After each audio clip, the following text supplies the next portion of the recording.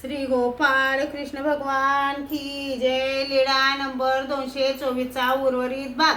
मग सर्वज्ञांनी माकडाला बोलवले आणि विचारले, माकडा, तुम्ही तेथे गेले होते तेव्हा हे काय करीत होते? ते म्हणाले, जी मी गेलो तेव्हा हे आत बसलेले होते.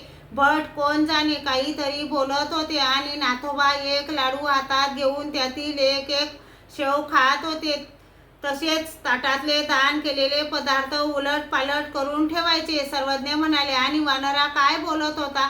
जी ते मला काहीच आठवत नाही. सर्वज्ञ म्हणाले, अहो 10-20 शब्द तरी आठवत असतील.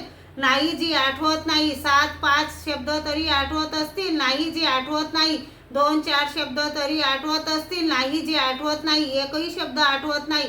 नाही जी एक शब्द देखील आठवत नाही. सर्वज्ञ म्हणाले, हे काय करीत होते? हे ते पाहत नव्हता? काय बोलत होते हे ऐकत नव्हता? यांच्यामुळे काय ठेवले होते ते घेतले नाही, तर मग तुला आम्ही कशासाठी तेथे पाठविले होते?